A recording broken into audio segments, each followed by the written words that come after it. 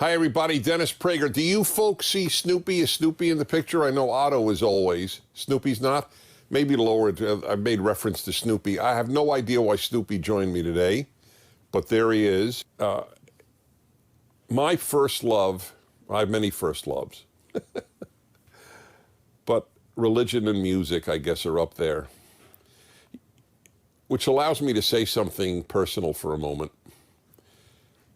I talk a lot about political matters, what are called political matters, societal matters, and they mean a lot to me because I care about society.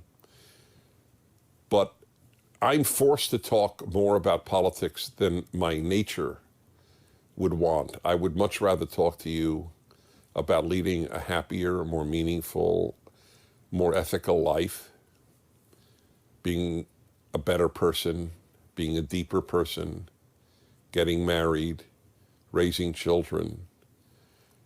But the times in which we live are not allowing me to just talk about that stuff.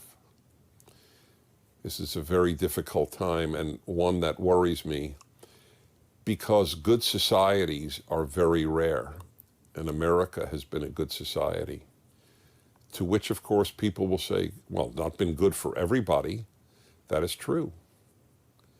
That's why you compare societies to other societies, not to perfection. Agreed. But in the last decades, it's been good for the vast majority of its people, of every color, of every religion, every race, every ethnicity. That is why people of every race and ethnicity want to move to America more than they want to move anywhere else, because they have known how good this place is. As I've told you often, 3 million blacks have come to the United States in the last few decades. 3 million.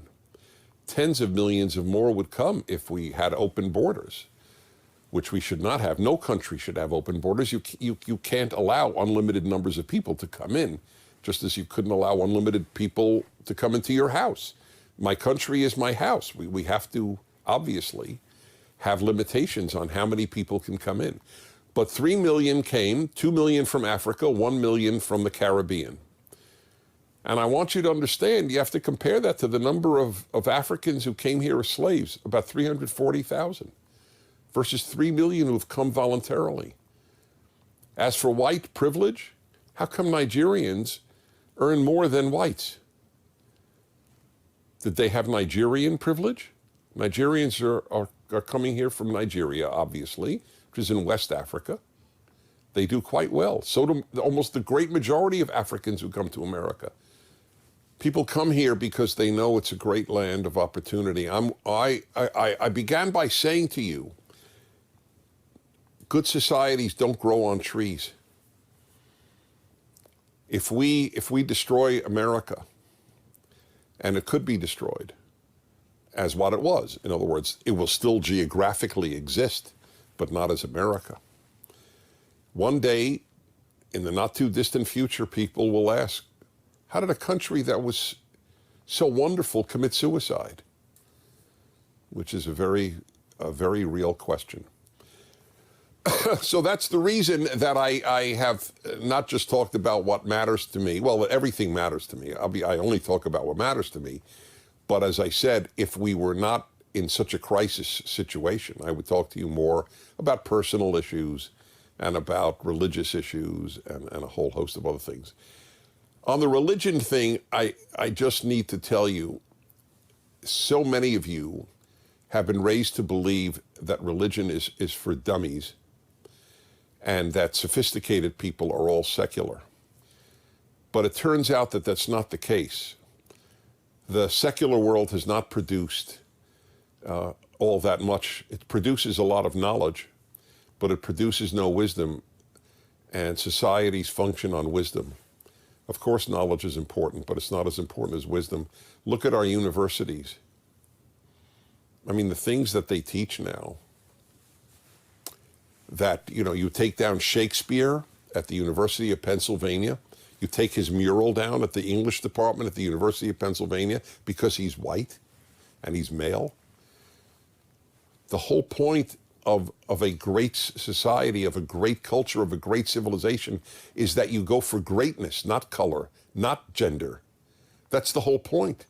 It's irrelevant, the color and the gender of the person who made greatness. Greatness matters. Guy at the New York Times wrote a thing about the 10 greatest composers. So he dropped some of the greatest because he said, well, there were too many Austrians and Germans on the list. That's ridiculous. Then it's not the 10 greatest composers.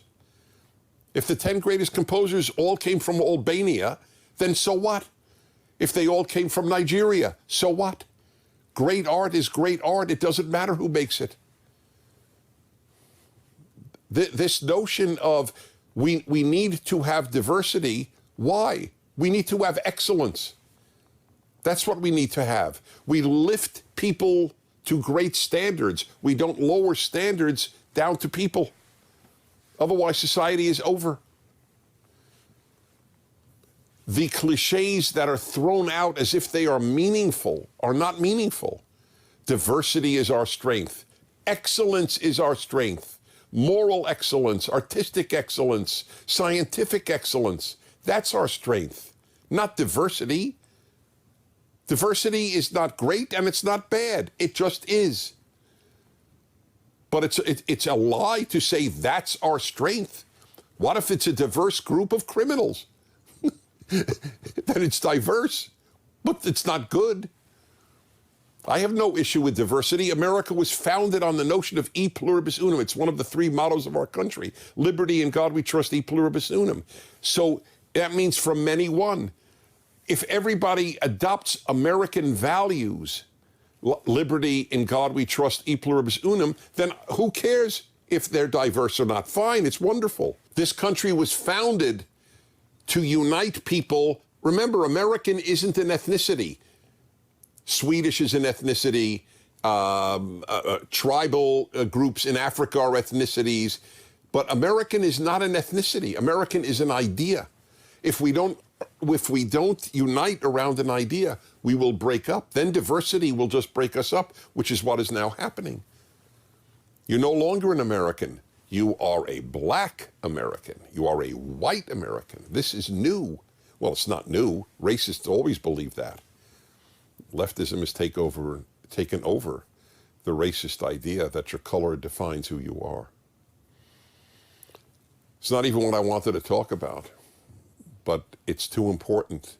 So I was saying people think religion is for dummies. So look at what the secular world is producing.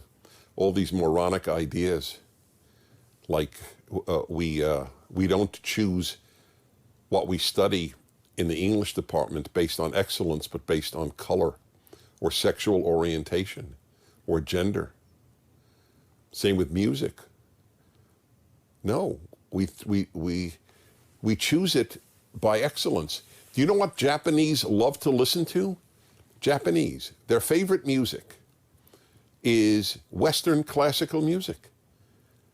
The greatest recordings of Bach, who was a German composer, a German Christian composer, male as well. The greatest recordings today are being done by a man named Suzuki, with a Japanese choir and a Japanese orchestra. When I was in Japan my first time, I'll never forget, I went to a Beethoven concert. There was one seat left. I was there alone as a 20-something-year-old, and I got the last seat for Beethoven's Ninth Symphony with the Tokyo Philharmonic. They don't play Western music because they're pro-white or pro-European. They're pro-excellence because Beethoven speaks to everybody, not just to Germans or males or whites.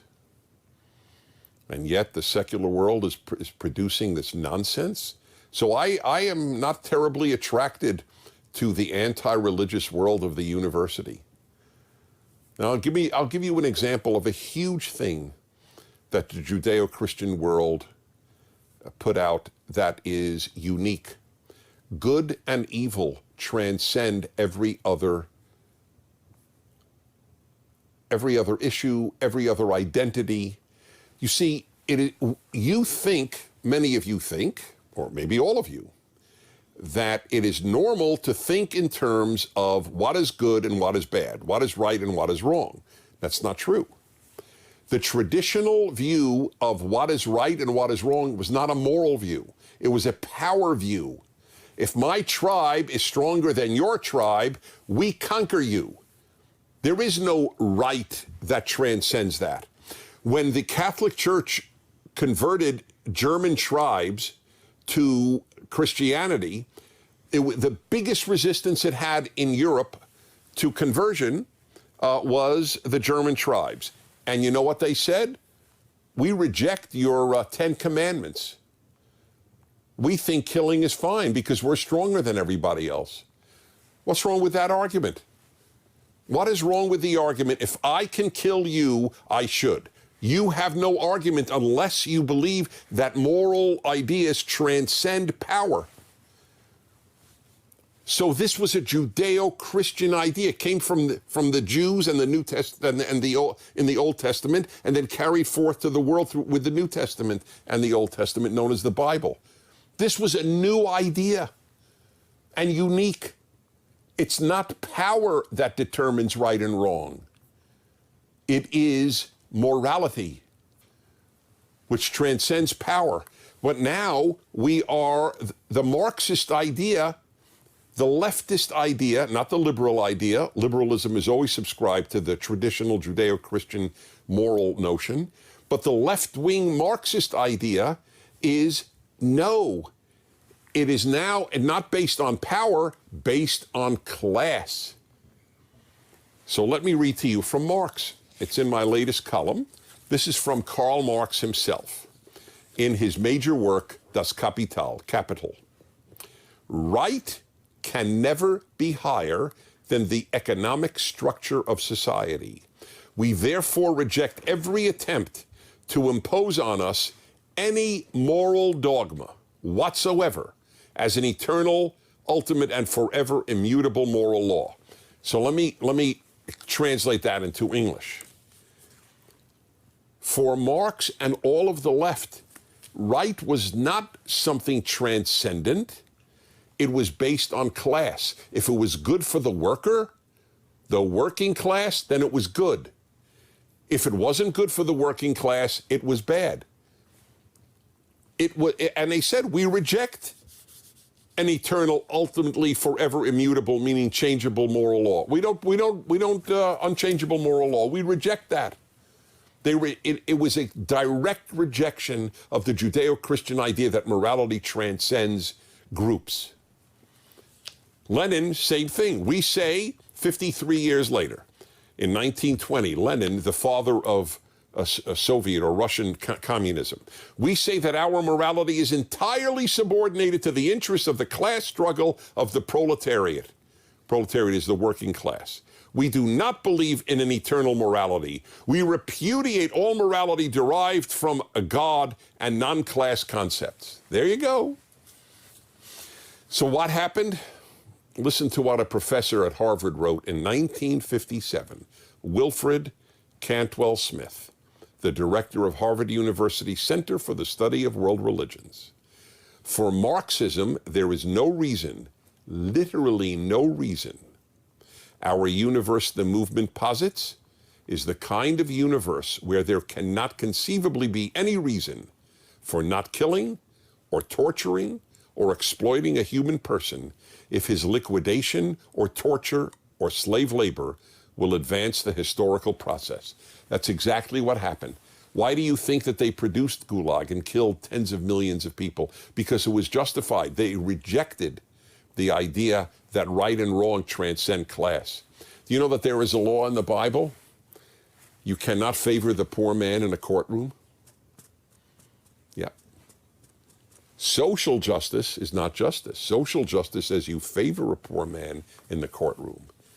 But Judeo-Christian justice transcends economics, transcends race, transcends power. Okay? That's the big battle of our world today. The left is undoing the idea of a transcendent moral ideal, standard. We will have hell to pay, my friends. I hate to say this, you will have hell to pay, especially those of you in the younger generation.